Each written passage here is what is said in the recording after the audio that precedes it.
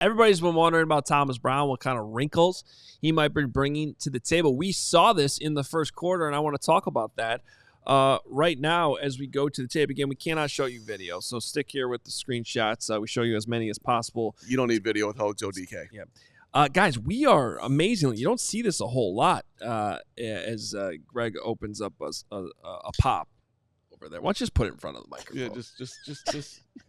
Can we get a one shot on this? No, we are in the ODK. Don't take us off the rails. The Bears, guys, you don't see this a lot, are in one personnel. That means they technically have no running backs on the field and only one tight end, who is Cole Kmet, and he's going in motion over here. That means who's in the backfield? DJ Moore. Love the creativity. Guys, it's just time to accept, and it is not an insult at all. DJ Moore is a unique wide receiver. He is not your typical number one X-type wide receiver. One of the big adjustments I think we've seen in the last couple of weeks is Thomas Brown using him in better ways. Just get him the ball in space, closer to the line of scrimmage, let him do his thing. 14 of 14, Caleb Williams to DJ Moore over the last 2 games. Yeah. Think it has anything to do with the OC switch? I don't know. So let's, again, Cole Kmet going in motion, which gives us a little tell. Remember, with all this exotic defense with the Vikings, nobody moved here. And if we go to the next frame, Cole Kmet's going to turn around and go back this way. Nobody's moving. So that tells us, guys, we are in zone. And they're just going to give DJ Moore a little pitch here. Little pitch to set this up. Let's look at the blocking scheme again with all the wide receivers on the field. They got DeAndre Carter. DeAndre Carter is going to have this little seal block here with Darnell Wright coming around him. Cole Kmet in motion across the field is going to come all the way down to this cornerback. You got Rome Odunze, one of your better blockers here as well. And this thing is actually set up really well designed for a big running play here for DJ Moore. We go to the next frame, and you can see Rome Odunze's got his block. Cole Kmet's getting out here. Darnell Wright is doing what I would call more like just hunt the most dangerous man who could possibly make the tackle. You got a double team here between Braxton Jones and Tevin Jenkins. Now, that actually is important because that's the biggest reason why this play didn't go for more is because 2 guys on a linebacker there couldn't actually get their block done. Otherwise, this would have been an even bigger play. So we go to the next frame here. DJ Moore is essentially running into Matt Pryor. I'm sorry. That was correct myself. That was Matt Pryor and Tevin Jenkins on that double team, not Braxton Jones. Braxton Jones behind the play on the backside. But yeah, Matt Pryor's in the way. Tevin Jenkins is on the ground. Regardless, not every play is going to be blocked perfectly. And again, we're just talking about the design here with DJ Moore getting him the ball. This turned out to be an explosive run play, which was good. Now, first play of the next drive. Okay, we always talk about plays on plays. Again, similar personnel, although a little different. They're actually in 2 personnel on this one. Okay, so they take one of the wide receivers off the field. They have 2 tight ends out there, but there's still no running backs. DJ Moore, once again, is your running back. And now you got Cole Kmet in more of a fullback role here in the backfield. So if you're reading this from your defense, you're going, oh, okay, they just got us on a play to DJ Moore. We need to be alert here. DJ Moore's back there in the backfield. But Thomas Brown, he's not going straight to the well with the same exact thing. No, different formation, and it ends up being a different play. So again, creativity, but not being stagnant at the same time. So DJ Moore is going to go in quick motion out, and then he's going to come back around, similar to how he got the ball last time on a running play. But this time, it's play action, okay? This is a throw. And what the Bears are going to do, they're going to have a clear out with Rome Odunze, and then they're going to have Keenan kind of going on this little flag corner here, which is what they're trying to hit. Now, the guy you want to watch here defensively for the Vikings is my guy, Van Ginkel. Okay? We told you about him before the game. We talked about him after the game. Now, his eyes are on DJ Moore. He's responsible for DJ Moore. And with this play action, you're ideally want to suck him down there. And then with that clear out route from Rome Odunze, again, going here, you want this space to be wide open for Keenan Allen. To Van Ginkel's credit, he does not bite very hard on DJ Moore. Whatever, Van Ginkel. And you could see that in this frame right here. He's back here. And this is pretty wild for me because if I'm looking at this from this angle, you would think he's throwing in the flat there, right? I'm checking his ball down to DJ Moore here. Right. But Van Ginkel's got his guys. You know, he's got both situations kind of covered. This is well played by the defense. But so I would call this good on good. Now we go behind Caleb Williams here to give you an idea of what he's looking at. Okay, in this same exact moment, again, Van Ginkel is right here. So there's two scenarios here for Caleb Williams. Either he's turning into Tom Brady before our eyes, and he knows, right, that DJ Moore's headed this way, and Van Ginkel's he's got to widen out with DJ Moore. He's still responsible. So he is backpedaling towards those numbers in this moment. And he's got his eyes here on Keenan, still hoping he's going to come open here. So either he knows that, or maybe more likely because he's a rookie, he's not really seeing Van Ginkel here. Right. Either way, Caleb Williams, really good at playing football. He rips that right to Keenan. He somehow rips this right in there. Let me back that up for you so you can actually see. Choke on that, Van Ginkel. I mean, I still don't know how that ball got through there. And again, I go back to the play design. Van Ginkel, even though he didn't bite on the fake hard, he still had to be held flat-footed there for a little bit. And without that, this ball is probably picked. So the play design still pays off here.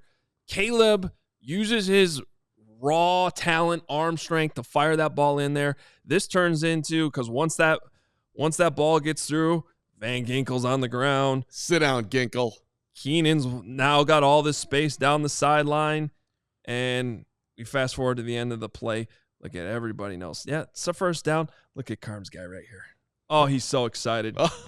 Great point by Bajan. See, that's the type of teammate we're talking about right there.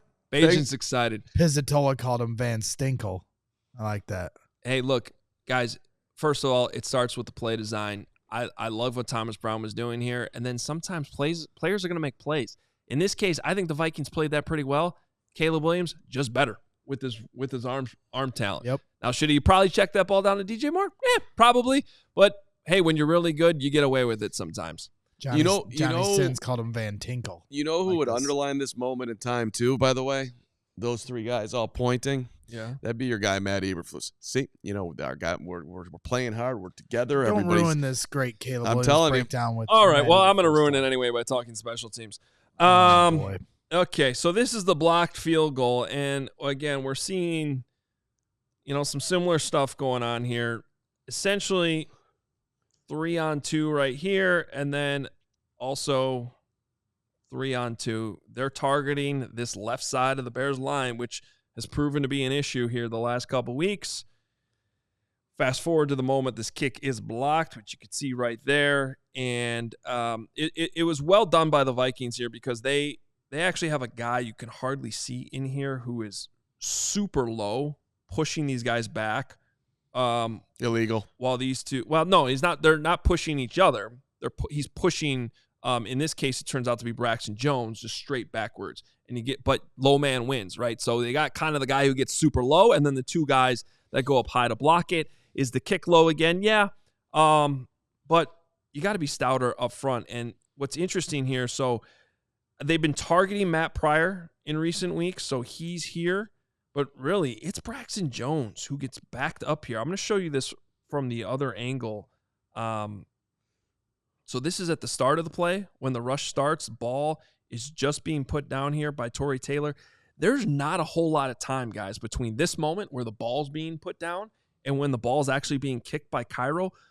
Look at the block point.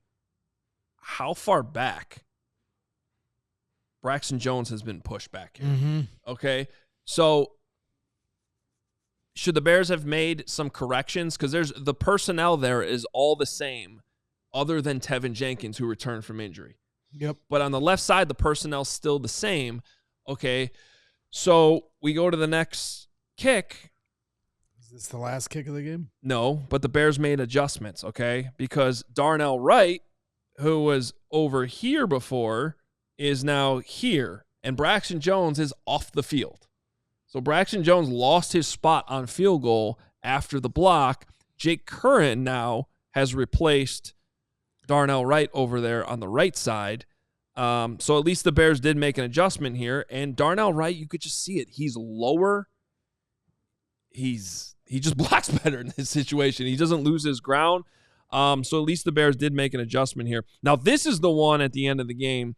I love this with Tevin Jenkins. Oh, where he's punishing the jumpers right here? He's holding two guys Yeah. with his bare arms. Yeah. It's fantastic. Now, what I thought was interesting here and worth pointing out, because while adjustments were made, Darnell Wright's back over here now on this last one. And Jake Curran is on his knees because number 61 for the Vikings here actually did a really good job. He bluffed his rush and then went back.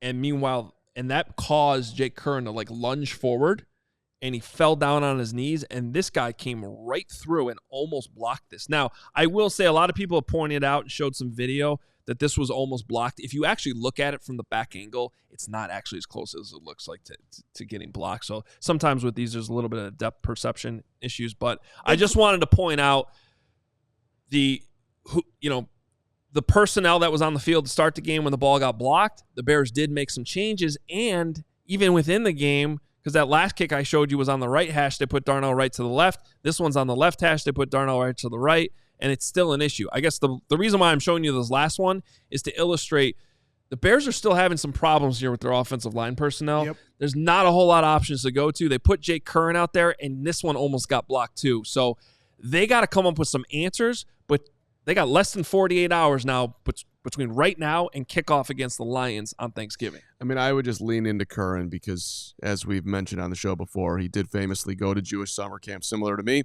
and that's why he should be on that unit. That's a great job by you, Hogue.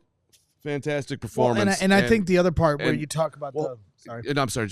He was complimenting me. Can you let him finish, please? I just wanted to ask the question. Finish the compliment. Respect the compliment. Listen, well, here's the question. It's to both of you, because I think we all appreciate Richard Hightower and how hard he works and his energy and his want for his guys to do well. But how much do you look at that situation and wonder why he didn't get to whatever solution he was going to get to quicker? So when I saw that play live, I was like, all right, they've been targeting Pryor. He's the one that basically gave up the block last week. How is he still in there? But then when you go back and watch the film and you realize it was actually Braxton Jones next to him. Like there just aren't any real good answers, basically? And so at least they made the change in the middle of the game, and there weren't any blocks from that point on. It's a tough spot to be in, man. It's when you – I don't want to be too hard on the players, but like you're starting to run out of personnel up there. Yeah, ultimately you got to make a play. Okay. It's not the most complicated technique. Now, it's not fun being on a field goal team. Those are the true trenches. Like everybody, I showed you at the beginning on that first frame. It's 3-on-2 on both of those guys on the outside. So you got to find a way to block three guys, but you're also two massive human beings as offensive linemen. And we're talking about usually in the NFL, we're talking about the snap hold kick operation, 1.3 seconds. Right. Dude, you got to get your foot in the ground, anchor down, and hold it for 1.5 seconds max. 1.5 seconds is bad, okay, if it even takes that long. So what they're at, it's not a fun job. Nobody really wants to do it. Cole talked about this a little bit on the 85 last week, but it's still a job that needs to be done because you can't be having these kicks blocked. We all silly like the mayor.